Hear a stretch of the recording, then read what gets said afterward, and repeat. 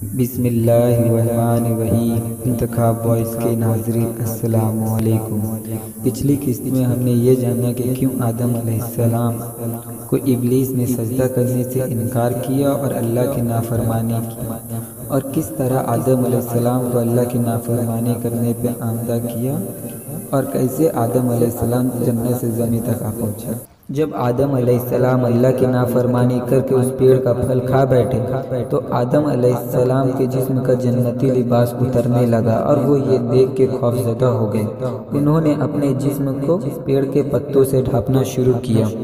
اتنے میں غیب سے آواز آتی ہے کہ اے آدم، کیا میں نے تجھے منع نہیں کیا تھا کہ اس پیڑ کا پھل نہ کھانا، اور کیا یہ بھی نہیں کہا تھا کہ شیطان تمہارا کھلا دشمن ہے، تو پھر کیوں تم اپنی جان پہ ظلم کر بیٹھے اور شیطان کی باتوں میں آ گئے؟ جس پہ جواب دیتے ہوئے آدم کہتے ہیں کہ اے اللہ، بے شک ہم نے اپنی جانوں پہ ظلم کیا ہے، پر تو معاف کرنے والا ہے، ہمیں معاف کر دے، ہم سے غلطیاں ہو گئی ہیں۔ جس پہ اللہ کہتے ہیں کہ اب تمہیں اور ہوا کو ایک مدت وقت تک زمین پر ہی رہنا ہوگا۔ اللہ کے حکم سے جبریل علیہ السلام نے آدم علیہ السلام کو اور حوا علیہ السلام کو دنیا کے دو حصوں میں لا کر چھوڑ دیے۔ کئی مدت تک آدم علیہ السلام اور حوا علیہ السلام الگ الگ ایک دوسرے سے جدا جدا دنیا میں رہے۔ پہلے آدم علیہ السلام کو فرشتوں کی باتیں سنائی دیتی تھی، لیکن زمین آنے کے سبب آدم علیہ السلام کو فرشتوں کی باتیں سنائی نہ دینے لگی، جس پر آدم علیہ السلام پہلے سے اور زیادہ غمگین ہونے لگے۔ پھر ایک مدت بعد جبریل علیہ السلام اللہ کے حکم سے آدم علیہ السلام کے پاس آ پہنچے اور ان کو ایک نصیحت دی۔ کہا کہ جب آپ کے جسم میں روح ڈالی گئی تھی تو آپ نے ایک تحریر آسمان پہ پڑھی تھی جس میں اللہ کے نام کے ساتھ محمد بھی تھا۔ آپ اسی کے نام کے صدقے اللہ سے دعا مانگے، شاید آپ کی دعا قبول ہو جائے۔ جس پہ آدم علیہ السلام بارگاہ الہی میں ہاتھ اٹھا کر دعا کرتے ہیں کہ اے اللہ، اس محمد کے صدقے میری خطاؤں کو معاف فرما، اے اللہ جس کا نام تیرے نام کے ساتھ ہے۔ اس طرح آدم علیہ السلام کو معافی مل جاتی ہے اور آدم علیہ السلام ہوا پھر جا ملتے ہیں۔ لیکن ہمیں یہ یاد رہے کہ آدم علیہ السلام کو جنت سے زمین تک کا آنے کا جو سفر تھا وہ ایک ذریعہ تھا۔ اصلیت میں آدم علیہ السلام کی خلقت زمین کے لیے ہی ہوئی تھی، جس کا صاف ذکر قرآن مجید میں عرض ہے۔ اللہ فرماتے ہیں کہ میں زمین پر اپنا خلیفہ بنانا چاہتا ہوں، جس سے صاف ظاہر ہوتا ہے کہ آدم اور آدم کی نسل زمین کے لیے ہی ہے۔ خیر یہ تو دوسری بات ہے۔ آدم علیہ السلام اور حوا علیہ السلام کو روایت کے مطابق تقریباً 120 اولادیں ہوئیں۔ بعض روایتوں میں ان کا الگ ذکر ہے۔ حوا علیہ السلام کو ہر حمل سے 2 بچے ہوتے تھے، ایک بیٹا اور ایک بیٹی۔ اللہ کے حکم پر جب آدم علیہ السلام قابل کی شادی حابل کے بہن سے اور حابل کی شادی قابل کے بہن سے کرنی چاہیے تو قابل نے صاف انکار کر دیا، کیونکہ اسے اپنی بہن اکلیمہ پسند تھی، کیونکہ وہ بہت ہی خوبصورت تھی۔ جس پر آدم علیہ السلام نے قابل کو کئی بار سمجھانے کی کوشش کی، لیکن وہ نہ مانا۔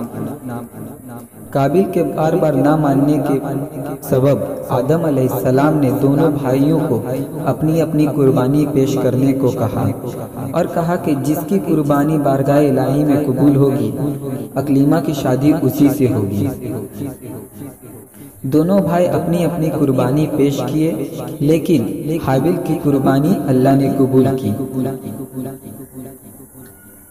پہلے قربانی قبول ہونے کا سبب یہ تھا کہ آسمان سے ایک آگ اترتی اور سامنے رکھی ہوئی نعمت کو جلا دیتی۔ اس طرح ایک پہچان تھی کہ اس کی قربانی قبول ہوئی۔ جب حابل نے دیکھا کہ اللہ نے اس کی قربانی قبول کر لی تو وہ خوش ہوا، لیکن قابل اس سے بالکل بھی خوش نہ ہوا۔ اور قابل حابیل کا دشمن ہو گیا اور ارادہ یہ کیا کہ حابیل کی جان لے لوں۔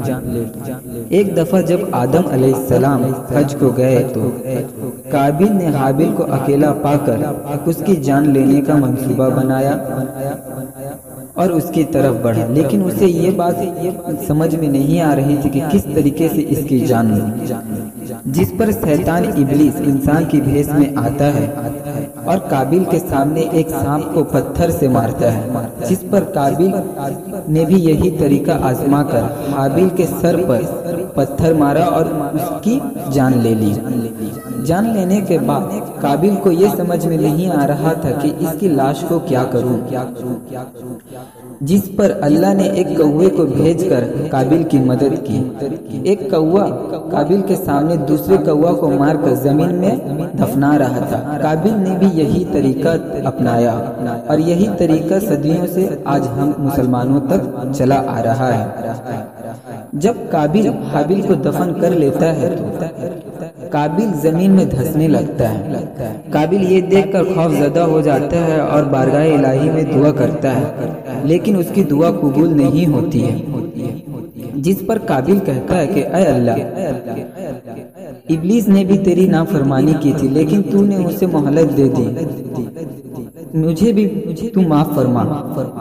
جس پر اللہ کہتے ہیں کہ بے شک ابلیس نے میری نافرمانی کی لیکن اس نے تیرے جیسا ظلم ابھی تک نہیں کیا جیسا تم نے کیا۔ جس پر پھر قابل فرماتا ہے کہ اے اللہ، میرے والد آدم کو تو نے معاف کر دیا اپنی نافرمانی کے سبب، مجھے بھی معاف فرما دے۔ جس پر اللہ پھر کہتے ہیں کہ آدم سے غلطی ہوئی تھی اور اس نے معافی مانگی لیکن تیرا غلطی بہت بڑا۔ معافی کی طلب کرتے ہوئے قابل پھر ایک بار کہتے ہیں کہ اے اللہ، میں نے اپنے بابا یعنی آدم علیہ السلام سے ان کے معافی کا ذکر سنا تھا کہ کس طرح محمد کے نام کے صدقے تو نے اسے معاف کر دیا، میں بھی اسی محمد کے نام کا واسطہ تجھے دیتا ہوں، مجھے معاف فرمایا۔ جس پر اللہ کے حکم سے زمین قابل کو چھوڑ دیتی ہے اور پھر اللہ جنت سے ایک فرشتہ انسان کے روپ میں بھیجتا ہے اور اللہ کے حکم سے وہ فرشتہ قابل کو ایک ضرب مارتا ہے جس پر قابل کی موت ہو جاتی ہے اور اللہ پھر اسے زندہ کرتا ہے اور پھر اسے ایک ضرب مارتا ہے، پھر زندہ کرتا ہے، پھر مارتا ہے۔ یہ سلسلہ آج تک چلتا آ رہا ہے۔